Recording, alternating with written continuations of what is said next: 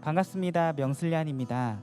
오늘 설교는 율법의 기원, 본성, 속성 및 용법입니다. 로마서 7장 12절. 이로 보건대 율법은 거룩하고 계명도 거룩하고 의로우며 선하도다. 아멘. 신약 성경을 읽다가 보면 바리새인을 꾸짖으시는 예수님의 모습을 보고 율법에 대해서 부정적인 생각을 가질 수도 있습니다. 믿음을 강조하면서 율법에 대해서 다르게 생각할 수도 있습니다. 웨슬리는 오늘 설교를 통해 그리스도인으로서 율법에 대해서 어떤 개념을 가져야 하는지 우리에게 전해주고 있습니다. 제목과 마찬가지로 율법의 기원, 본성, 속성, 용법에 대해 말해주고 있습니다. 첫째, 율법의 기원. 율법은 모세에게 주어진 것으로 시작되는 것이 아닙니다. 하나님이 세상을 창조하실 때부터 주어진 것입니다. 우리를 지으실 때 우리 안에 율법을 새기셨습니다. 자유롭게 예배할 수 있도록 자유를 허락해 주셨기 때문입니다. 하나님을 따르는 순종을 하면 율법을 순종하는 것이었습니다. 그러면 우리의 본성이 완전하게 되었습니다. 그러나 인간은 율법을 깨고 마음에서 지우고 하나님을 배반했습니다. 그런데도 하나님은 한 민족을 선택하여 대대로 가르치도록 해주셨습니다. 이로 인해 모든 사람에게 율법이 알려지게 되었습니다. 둘째, 율법의 본성. 율법은 종교의식상에 국한되어 있는 것이 아닙니다.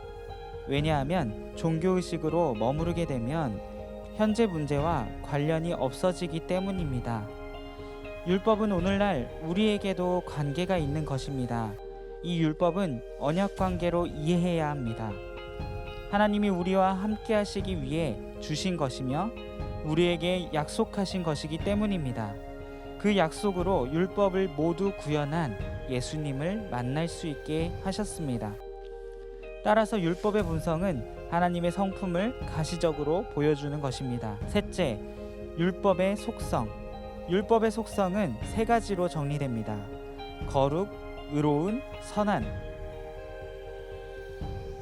거룩한 속성을 지니는 것은 율법이 거룩하신 하나님에게서 온 지혜이기 때문입니다. 하나님의 소산이고 닮은 것입니다. 율법은 죄를 발견하게 하고 죄로부터 순결하게 하는 것입니다. 율법이 죄를 드러나게 하기 때문입니다. 의로운 속성은 모두에게 돌아가고 옳고 그름을 제시하는 것을 말합니다. 율법은 누구에게는 약하게, 누구에게는 강하게 적용하는 것이 없습니다. 흔들림 없는 일관성으로 의로움을 지닙니다. 선한 속성은 하나님의 지혜와 지식이 있기에 우리를 성장의 열매를 맺게 합니다. 하나님에게서 나왔기에 거룩히 전달되고 거룩한 삶, 선한 삶으로 향하게 합니다. 넷째, 율법의 용법. 율법의 용법은 율법이 우리에게 적용되는 일들을 말합니다. 첫 번째 용법, 세상의 죄를 깨닫게 합니다. 율법은 살아계신 하나님의 말씀이기 때문에 우리에게 예리한 검이 됩니다. 자신이 죄인에 불과한 것을 느끼게 합니다. 살아있지만 실제로는 죽었다는 것을 깨닫게 합니다. 두 번째 용법, 우리가 살 수 있도록 생명으로 이끕니다. 율법은 엄격한 교사의 역할을 합니다. 때로는 힘으로 몰고 가서 죄인의 고뇌 속으로 데려갑니다. 마음 깊숙한 곳에서 신음하게 합니다. 이는 살리기 위해 사랑의 영이 움직여 우리를 고뇌하게 하는 것입니다. 생명으로 인도하기 위해 예수 그리스도께 인도합니다. 세 번째 용법, 우리를 살아있게 만듭니다. 예수님은 율법을 모두 이루셨고 율법의 마지막이 되셨습니다. 그러므로 예수님이 오시면 율법과 관계가 끝나게 됩니다. 이런 의미에서 예수님을 믿는 사람은 율법의 마지막이 됩니다. 율법 자체는 사람을 의롭게 만들지 못하지만 예수님께 인도합니다. 율법은 우리를 예수님과 함께하게 해 살아있도록 합니다. 그렇게 예수님께 가까이 가게 된 우리를 예수님은 죄를 깨닫고 씻게 해주시고 율법을 준행할 수 있게 해주시고 구원의 날까지 은혜 위에 은혜를 주십니다. 하나님이 주신 율법은 우리에게 죄를 인식하게 하고 예수 그리스도 앞으로 인도합니다. 그리하여 예수님처럼 율법을 다 준행하도록 이끕니다. 예수님은 율법을 완성하러 오셨습니다.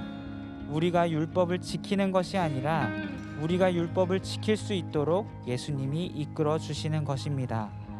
하나님이 주신 거룩한 말씀과 예수님을 바라보며 거룩해지고 사랑이 넘쳐나는 저와 여러분이 됩시다. 감사합니다. 명슬리안이었습니다.